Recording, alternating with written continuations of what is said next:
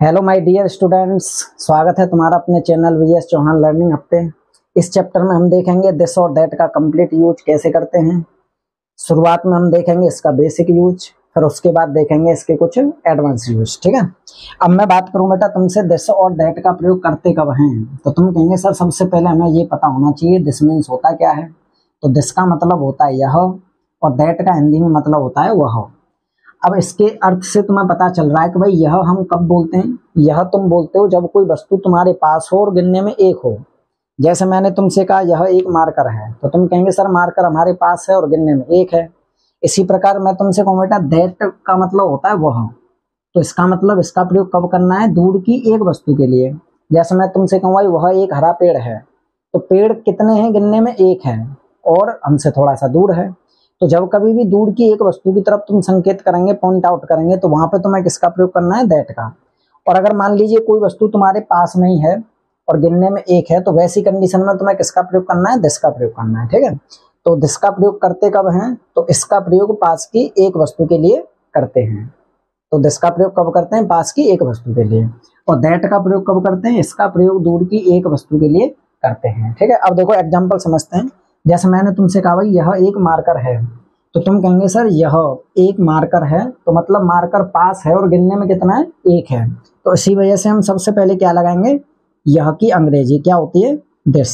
अब देखो यहाँ पे मैंने तुम्हारे लिए फॉर्मूला लिखा है अफर्मेटिव के लिए। अब देखो जितने भी चैप्टर हम इंग्लिश ग्रामर में शुरुआत करेंगे, तो उसमें रूल नंबर 1 का मतलब अफर्मेटिव रहेगा।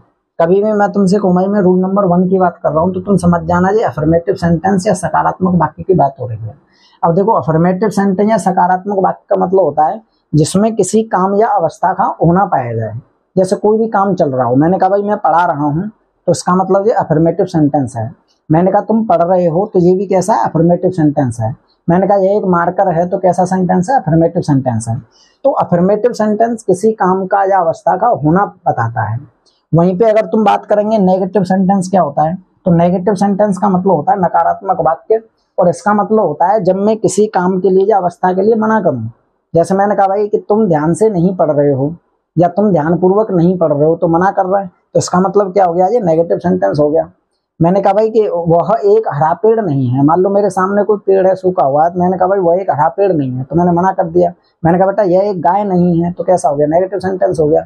तो नेगेटिव सेंटेंस में तुम्हें नहीं मिल जाएगा या कभी नहीं मिल जाएगा, यानी कि कोई ना कोई नकारात्मक शब्द जरूर मिल जाएगा, मतलब मना करेगा वाक्य में किसी काम के लिए। तो अब मैं अफर्मेटिव सेंटेंस की स्ट्रक्चर की बात करूं, तो पहले तुम्हें दिस या दैट लगाना है, उसके बाद इज लगाना है, और इसके बाद या तो ए लगाएंगे या फिर एन लगाएंगे। और ए कहाँ लगाते हैं, एन कहाँ लगाते हैं, अभी 2 मिनट बाद सीखते हैं। ठीक है, तो देखो दिस का मतलब क्या होता है, यह। तो तुमने कहा भाई यह के लिए हमने लगा दिया दिस। अब सेकंड पे हमें क्या लगाना है, इज लगाना है। तो सेकंड पे दिस या दैट के बाद क्या लगाना है, तुम्हें इज लगाना है। अब वाक्य में तुम्हें क्या करना है, जो भी शब्द बचेगा उसकी मीनिंग क्रम से लगानी है। जैसे यहाँ पर भी बचा हुआ है एक, फिर बचा हुआ है मार्कर, तो एक की अंग्रेजी क्या होती है, ए, और मार्कर की स्पेलिंग क्या रहती है, मार्कर। तो तुमने इसको बना दिया कि दिस इज ए मार्कर। अब मैंने कहा भाई वह एक हरा पेड़ है, इसको अनुवाद करो, तो तुम कहेंगे सर वह की अंग्रेजी क्या होती है, दैट। अब दिस या दैट के तुरंत बाद हम लगाते क्या है, इज लगाते हैं, तो सेकंड पे हम क्या लगा देंगे, इज। अब जो भी सेंटेंस में बचेगा उसे क्रम से लगाना है। तो तुम कहेंगे सर यहाँ पे बचा हुआ है एक हरा पेड़, तो एक के लिए क्या लगाएंगे, ए, हरा के लिए क्या लगाएंगे, ग्रीन, और पेड़ के लिए क्या लगाएंगे, ट्री। तो ये बन जाएगा that is a green tree. अब मैंने एक नीचे सेंटेंस लिखा, यह एक चींटी है, चींटी मेरे पास है, गिनने में एक है। तो तुम इसका अनुवाद बनाएंगे सबसे पहले दिस, सेकंड पे हम क्या लगाएंगे, इज। अब देखो चींटी की जो मीनिंग है ना, वो होती है एंट। अब एंट की मीनिंग की शुरुआत किससे हो रही है, ओ से हो रही है, ए से हो रही है। तो इंग्लिश में कितने अक्षर होते हैं, टोटल इंग्लिश में ना 26 लेटर्स यानी कि 26 अक्षर होते हैं। अब इन 26 अक्षर में 5 तुम्हारे रहते हैं वाउल्स और 21 तुम्हारे रहते हैं कॉन्सोनेंट। अब वाउल कौन से हैं, कॉन्सोनेंट कौन से हैं, ए, ई, आई, ओ और यू। इन्हें तुम इंग्लिश में कहते हो वाउल्स, यानी कि क्या कह रहे हैं हम, स्वर कहते हैं इंग्लिश में। और बाकी के जो बचे हुए हैं जैसे बी है, सी है, डी है, एफ है, जी है, एच है, ठीक है, जेड तक, इन 5 स्वर को छोड़ करके जो भी तुम्हारे बचेंगे उनकी संख्या कितनी होगी, 21 होगी। इन्हें हम कहते हैं कंसोनेंट्स। क्या कहते हैं, कंसोनेंट्स। कॉन्सोनेंट्स का मतलब होता है व्यंजन। क्या होता है, व्यंजन। तो अब तुम्हें ए या एन की स्पेलिंग लगानी कैसे है, तो देखिए, अगर किसी शब्द की शुरुआत किसी बाउल से हो रही हो और ऐसी ही उसमें से क्या निकल रही हो, साउंड निकल रही हो, मतलब बोल भी हम उसको ऐसे ही रहे हों, तो एन लगाना है तुम्हें, एक की अंग्रेजी। एक की अंग्रेजी क्या लगानी है, वहां पे एन लगानी है। और अगर किसी भी शब्द की शुरुआत किसी कॉन्सोनेंट से हो रही हो तो वहां पर तुम्हें एक की अंग्रेजी क्या लगानी है, ए लगानी है। एक की अंग्रेजी क्या लगानी है, ए लगानी है। अब देखो ऊपर जो मार्कर है, मार्कर की स्पेलिंग किससे स्टार्ट हो रही है, एम से, तो हमने यहाँ पर इसी वजह से क्या लगा दिया, ए लगा दिया, क्योंकि एम किस में आता है, कॉन्सोनेंट में आता है, ए ई आई ओ यू तो है नहीं। ऐसे ही यहाँ पर देखेंगे तुम, हरा पेड़, तो हरा की शुरुआत जी से हो रही है और जी हमारा स्वर्ण नहीं होता है, तो हमने एक की अंग्रेजी किससे लगाई, ए से। लेकिन यहाँ पर चींटी की मीनिंग जो ना वो ए से स्टार्ट हो रही है और ऐसे ही क्या दे रही है, साउंड दे रही है। साउंड का मतलब हम पढ़ भी इसको ऐसे ही रहे, बोल भी इसको ऐसे ही रहे, तो इसी वजह से हम एक की अंग्रेजी क्या लगाएंगे, एन लगाएंगे।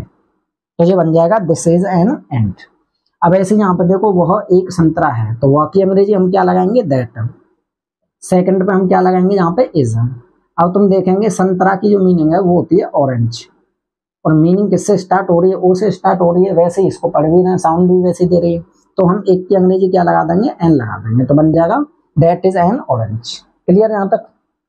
अब देखो नेगेटिव सेंटेंस, नकारात्मक वाक्य। अभी मैंने बताया था नकारात्मक वाक्य मतलब मना करे तुमसे, तो ऐसी कंडीशन में तुम्हें क्या करना है, सबसे पहले दिस या दैट लगाना है, सेकंड पे इज लगाना है, इज के तुरंत बाद तुम्हें नॉट रखना है, फिर नॉट के बाद ए या एन कुछ भी लगाओ तुम।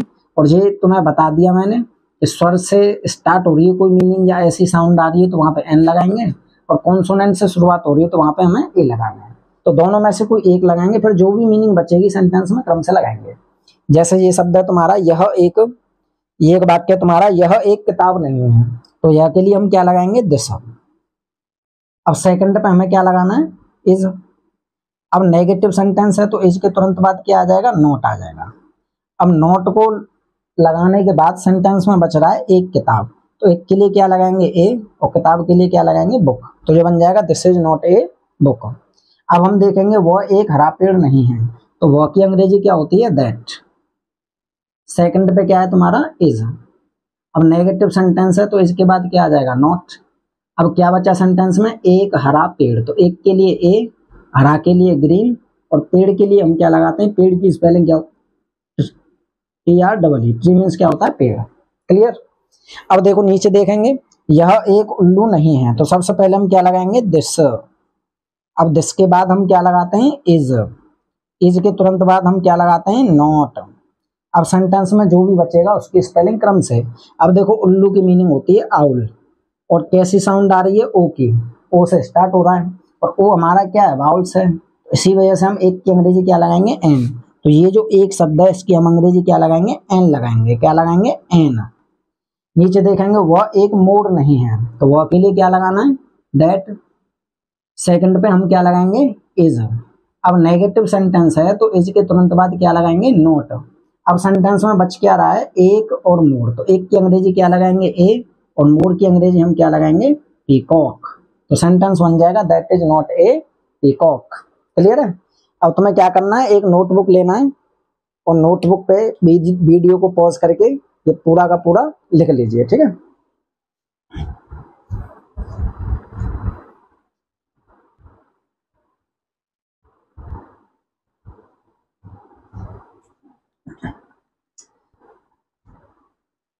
अब हम देखते हैं रूल नंबर 3, इंटेरोगेटिव सेंटेंस।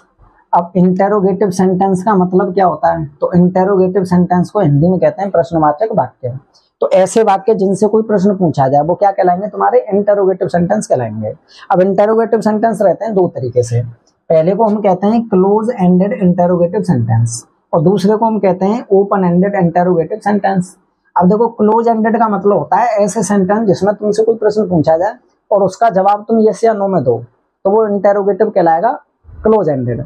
जैसे मैंने तुमसे कहा क्या यह एक गाय है, तो तुम इसका रिप्लाई या तो यस में दोगे या फिर नो में दोगे, तो इसका मतलब ये तुम्हारा कैसा है, क्लोज एंडेड इंटेरोगेटिव सेंटेंस है। इसे हम रूल नंबर 3 से समझते हैं। और दूसरा अगर मैं तुमसे कहूँ भाई ओपन एंडेड क्या होता है, तो इनका जो आंसर है ना वो तुम यस और नो से काम नहीं चलाएंगे, यहाँ पर तुम्हें कुछ ना कुछ उसके बारे में बताना पड़ेगा, थोड़ी सी डिटेल देनी पड़ेगी। जैसे मैंने कहा भाई यह क्या है, तो तुम यस या नो तो बोलेंगे नहीं, तुम्हें बताना पड़ेगा कि यह एक मार्कर है, कि यह एक गाय है, कि यह एक पेड़ है। ऐसे मैंने कहा यह एक नीला मार्कर क्यों है, तो तुम्हें रिप्लाई देना पड़ेगा भाई ये नीला मार्कर है कि। तो ओपन एंडेड में क्या होता है, जब भी प्रश्न पूछते हैं तो उसकी थोड़ी सी डिटेल देनी पड़ती है। क्लियर कहानी यहाँ तक। अब देखो हिंदी में अनुवाद कैसे करते हैं। हिंदी में अनुवाद करने के लिए क्लोज एंडेड की सबसे पहले तुम्हें क्या लगाना है, इज लगाना है। कभी भी अगर क्या आ जाए तो ये चीज हमेशा याद रखना, दुनिया के किसी भी सेंटेंस में क्या अगर आ जाए तो इसकी अंग्रेजी वाट कभी नहीं लगानी है, हमेशा उस टेंस की जो वर्ब होती है उसे पहले लगाते हैं। अब वो सेंटेंस में वर्ब हेल्पिंग वर्ब हो सकती है, लिंकिंग वर्ब हो सकती है, ठीक है, जो भी हो उसको तुम्हें लगाना है। तो सबसे पहले इसमें अगर हम बात कर रहे हैं तो तुम वर्ब यूज कर रहे हो यहाँ पे इज, तो सबसे पहले इज आ जाएगी, फिर दिस या दैट लगाएंगे सेंटेंस में, अगर यह शब्द आ जाए तो दिस, वो आ जाए तो दैट, फिर ए या एन लगाएंगे। अभी मैंने तुम्हें बताया था बाउल्स की साउंड आ रही है तो एन, कॉन्सोनेंट की साउंड आ रही है तो ए लगाना है, और जो भी बचेगा उसकी स्पेलिंग क्रम से लगानी है। अब जैसे मैंने कहा क्या यह एक गाय है, तो क्या पहले आ गया, तो इस है कि अंग्रेजी सबसे पहले लगा देंगे तो बन जाएगा इज। यह के लिए क्या लगाएंगे, दिस, उसके बाद आ जाएगा ए, और लास्ट में क्या आएगा, काव, तो ये बन जाएगा इस दिस ए काव। ऐसे मैंने कहा क्या वह एक सेब है, तो सबसे पहले इसमें क्या आ गया, तो शुरुआत में तुम्हें क्या लगाना है, इज, यानी कि इस है कि अंग्रेजी शुरुआत में। अब क्या लगाएंगे, वह, और वह के लिए हम क्या लगाते हैं, दैट लगाते हैं, तो तुमने कहा भाई यहाँ पे आ जाएगा दैट। अब लगाएंगे एक सेब, तो यहाँ पे आ जाएगा एन, तो एप्पल की मीनिंग ए से स्टार्ट हो रही है, और अभी मैंने तुम्हें बताया था कि जो ए होता है वो क्या होता है, तुम्हारा वाउल्स होता है, ऐसे ही साउंड दे रहा है। अब मैं तुमसे कहूँ भाई क्या यह एक नीला मार्कर है, इसका इंग्लिश में अनुवाद क्या होगा, तो तुम्हें सबसे पहले इसकी स्पेलिंग लगानी है, क्या अपने आप लग जाएगा, तो सबसे पहले क्या लगाएंगे, इज। अब यह एक नीला मार्कर है, तो सेकंड पे हम क्या लगाएंगे, दिस। अब सेंटेंस में ये देखो बचा क्या है, यह की अंग्रेजी तुमने दिस लगा दी, अब बच रहा है एक नीला मार्कर, तो एक के लिए क्या लगाएंगे, ए, नीला के लिए क्या लगाएंगे, ब्लू, और मार्कर के लिए क्या लगाएंगे, मार्कर, तो ये बन जाएगा is this a blue marker, question mark last में लगाना है। मैंने कहा भाई क्या वह एक हाथी है, इसका अनुवाद बनाओ, तो आप कहेंगे सर सबसे पहले लगाना है इज, नीचे से इज आ जाएगा, फिर हमें क्या लगाना, वह की अंग्रेजी दैट, फिर हम लगाएंगे एन, और लास्ट में क्या आ जाएगा, एलिफेंट, क्योंकि एलिफेंट की मीनिंग इस ई से स्टार्ट हो रही है, और ई हमारा क्या होता है, बाउल्स होता है। क्लियर कहानी यहाँ तक। अब देखो इंटरोगेटिव सेंटेंस, प्रश्नवाचक वाक्य में अगर कहीं पे भी बीच में इंटरोगेटिव वर्ड आ जाए, अब इंटरोगेटिव वर्ड कौन कौन से होते हैं, जैसे कब, क्या, कहाँ, कैसे, क्यों, कौन, किसने, कितना, कितनी, कौन सा, कौन से, ये सारे क्या होता है, इंटरोगेटिव वर्ड होते हैं। हालांकि मैं तुम्हें इंटरोगेटिव वर्ड्स की एक अलग से वीडियो अपलोड करूंगा इसी चैनल पर, तो वहां पे तुम आराम से डिटेल में देख लेना, ठीक है। जितने भी इंटरोगेटिव वर्ड्स पॉसिबल है वो सारे तुम्हें यहाँ पे मिल जाएंगे उस वीडियो में। अभी तुम फिलहाल के लिए याद रखेंगे क्या की जो मीनिंग होती है वो क्या होती है, वॉट, WHET, वॉट मीन्स होता है क्या, और क्यों की जो मीनिंग होती है ये रहती है वाई, WHY, वाई मीन्स होता है क्यों। तो कभी भी अगर इंटरोगेटिव वर्ड सेंटेंस के बीच में हो तो तुम्हें क्या करना है, इंटरोगेटिव वर्ड की मीनिंग सबसे पहले रखनी है, तो इससे क्या की अंग्रेजी सबसे पहले लगाएंगे, तो इसे हम कहेंगे वॉट। फिर सेकंड पे हमें क्या लगाना है, इज लगाना है, तो तुम्हें क्या लगाना है यहाँ पे इज। अब क्या बचेगा, यह, और यह के लिए हम क्या लगाते हैं, दिस लगाते हैं, लास्ट में क्या आ जाएगा, क्वेश्चन मार्क। ऐसे यहाँ पे हम देखेंगे क्या की अंग्रेजी क्या होती है, व्हाट। मैंने तुमसे पूछा कोई चीज मेरे सामने है, मैंने तुमसे कहा भाई वो क्या है, तो वह क्या है के लिए वह की अंग्रेजी हमें क्या लगानी है, दैट लगानी है, तो सेकंड पे क्या आ जाएगा, इज, और वह के लिए क्या लगाएंगे, दैट। क्लियर यहाँ तक।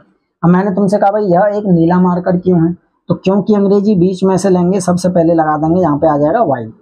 अब सेकंड पे हम क्या लगाएंगे, इज। अब देखेंगे यहाँ पे यह एक नीला मार्कर बचा हुआ है, तो सबसे पहले यह की अंग्रेजी लगाएंगे दिस, फिर लगाएंगे ए, नीला के लिए लगाएंगे ब्लू, और मार्कर के लिए लगाएंगे मार्कर, तो बन जाएगा y is this a blue marker. Clear है। अब देखो रूल नंबर 4 को हम ओपन एंडेड भी बोलते हैं, और इसी रूल नंबर 4 को डबल इंटरोगेटिव भी कहते हैं।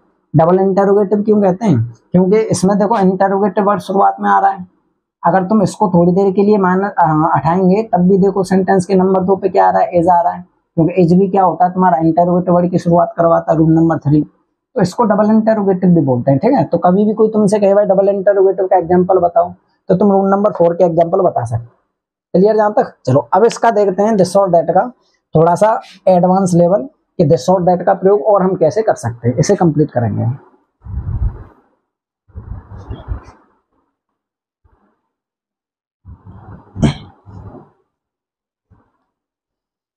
तो मेरे प्यारे विद्यार्थियों अब हम समझते हैं इस चैप्टर की कुछ छोटी मगर मोटी बातें। अब देखो भाई, तुम्हें लग रहा होगा भाई ये तो बहुत छोटे छोटे सेंटेंस लिखे हैं, लेकिन बड़े काम के सेंटेंस लिखे हैं तुम्हारे लिए। अब मैं तुमसे कहूँ जितने सेंटेंस तुम्हें दिखाई दे रहे हैं ब्लू कलर से लिखे हुए, इन सब का इंग्लिश में अनुवाद बनाओ। तो एक बार तुम बना के देखो, फिर वीडियो को पॉज करो, फिर मैं अभी बना रहा हूँ उनसे तुम्हें मैच करना है, ठीक है। तो देखो भाई, अब मैंने तुमसे कहा यह पेन है, इसका इंग्लिश में अनुवाद बनाइए। तो तुम कहेंगे सर ये तो बहुत सिंपल है, यह के लिए हमने क्या लगा दिया, दिस लगा दिया, सेकंड पे है के लिए हमने इज लगा दिया, और पेन के लिए हमने पेन लगा दिया, और सेंटेंस क्या हमारा सही हो गया। लेकिन बेटा ध्यान रखना, ये सेंटेंस जो तुमने अनुवाद बनाया है ये तुम्हारा क्या है, गलत है। अब तुम कहेंगे सर ये गलत क्यों है, तो मैं तुमसे कहूंगा बेटा ऐसा कोई भी नाउन जो काउंटेबल हो, कैसा नाउन हो, काउंटेबल, यानी कि जिसे तुम गिनते हो। काउंटेबल क्या करता है, तुम्हें नंबर दर्शाता है, ठीक है, यानी कि जिन्हें तुम इजीली गिन पाते हो या जनरली तुम गिनते हो, तो उन्हें हम कहते हैं काउंटेबल नाउन। तो काउंटेबल नाउन कभी भी सेंटेंस में अगर सिंगुलर की तरह इस्तेमाल हो रहे हैं तो वो बिना आर्टिकल के प्रयोग नहीं होते। आर्टिकल मतलब ए, एन और द, ये तुम्हें मैं चैप्टर अलग से कराऊंगा, तो इनके बिना प्रयोग कभी नहीं होते हैं। अब जो पेन है ना वो गिनने में तो एक है भाई, बहुत सारे तो है नहीं भाई, या तो ये बहुत सारे पेन होते हैं, जैसे वे पेन है, ये पेन है, तो कोई दिक्कत नहीं था, हम एस लगा के बहुवचन बना देते। लेकिन अगर पेन एक है तो काउंटेबल नाउन या काउंटेबल नंबर जो होता है, काउंटेबल नाउन जो होता है, वो कभी भी सिंगुलर अगर यूज किया जाएगा तो बिना ए और एन के प्रयोग नहीं किया जाता है। तो ए कहाँ पे लगाते हैं, एन कहाँ पे लगाते हैं, ये आपने पहले समझ चुके हैं। जैसे पेन की मीनिंग ए से स्टार्ट, पी से स्टार्ट हो रही है, तो हम यहाँ पे क्या लगाएंगे, ए लगाएंगे, तो सही सेंटेंस का अनुवाद होगा दिस इज ए पेन। ऐसे नीचे वाला वह सेब है, तो तुम कहेंगे सर सेब को भी हम इजीली गिन पाते हैं, यानी कि जो काउंटेबल नाउन है, तो वह के लिए हम क्या लगाएंगे, दैट लगाएंगे, फिर हम सेकंड पे क्या लगा देंगे, एज लगा देंगे। अब सेब की स्पेलिंग होती है एप्पल, अब यहाँ पे बताओ तुम ए लगाओगे या एन लगाओगे, तो तुमने कहा सर यहाँ पे तो एन आ जाएगा। अब ये सेंटेंस क्या होगा, करेक्ट होगा। लेकिन अगर मैं नीचे वाले सेंटेंस की बात करूं कि यह चीनी है, तो यह के लिए क्या लगाएंगे, दिस, सेकंड पे हम क्या लगाएंगे, इज। अब चीनी की जो मीनिंग होती है वो रहती है शुगर। यहाँ पर ये सेंटेंस एकदम सही है, क्योंकि जो शुगर है, चीनी है, दूध है, तेल है, ठीक है, मीठा है, ये शब्द किसे दर्शाते हैं, ये क्वांटिटी को दर्शाते हैं। किसे दर्शाते हैं, क्वांटिटी को।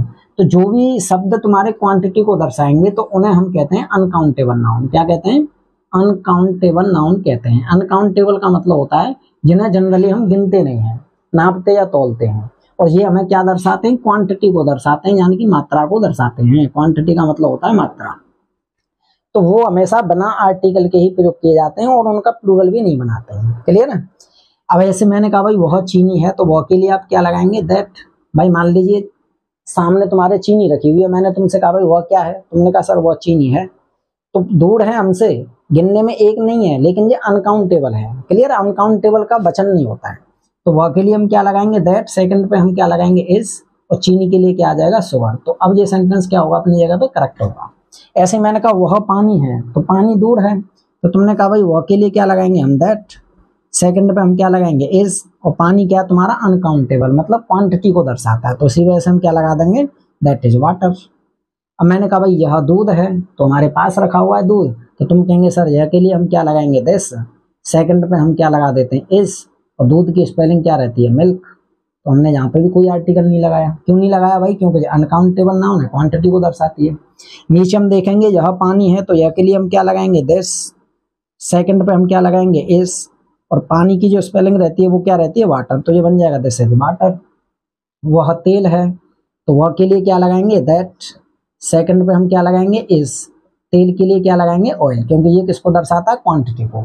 अब नीचे की तरफ देखेंगे यह खट्टा है, अब देखो खट्टा की मीनिंग होती है साउर, तो ये किसको बता रहा है भैया जी, इसके स्वाद को बता रहा है कि कोई चीज है कैसी, किसे बस बता रहा है, उसके स्वाद को बता रहा है। क्लियर है, उसके गुण को बता रहा है कि ये चीज है कैसी, तो यह के लिए हम क्या लगाएंगे, दिस, सेकंड पे क्या लगाएंगे, इज, और खट्टा की क्या लगाएंगे, साउर, तो दिस है साउर।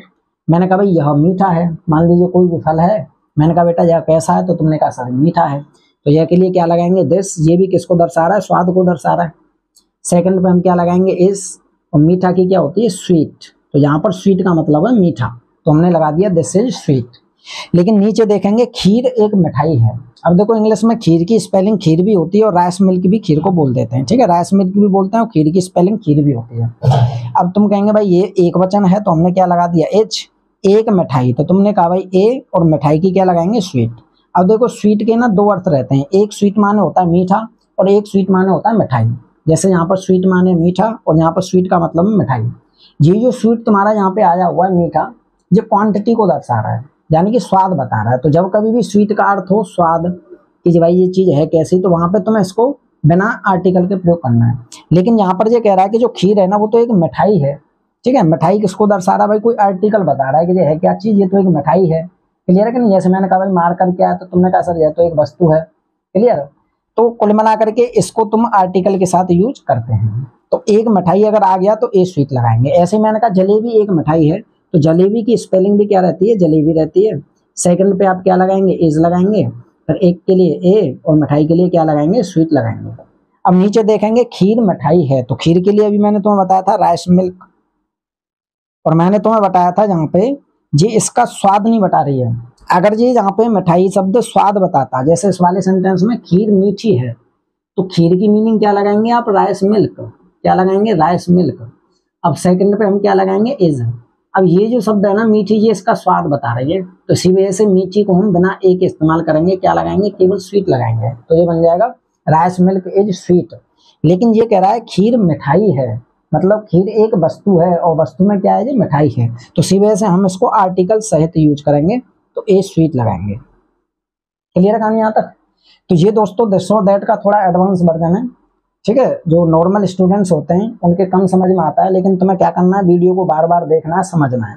अब नीचे वाला सेंटेंस देखो, जलेबी, स्पेलिंग क्या रहती है जलेबी की, जलेबी होती है इंग्लिश में। सेकंड पे आप क्या लगाएंगे, इज। अब मिठाई की मीनिंग क्या होती है, ए स्वीट। और अगर मैं तुमसे कह दूं जलेबी मीठी है, ये देखो यहाँ पे ये स्वाद बता रही है इसका, तो जब स्वाद बताएगी तो बिना आर्टिकल के इस्तेमाल होगी, तो ये बन जाएगा जलेबी इज स्वीट। क्लियर बेटा यहाँ तक।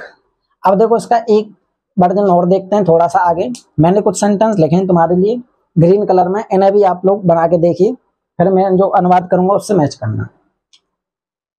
देखो यहाँ पर ये सेंटेंस है, यह मेरा पेन है, तो तुम कहेंगे सर यह के लिए हमें क्या लगाना है, दिस लगाना है।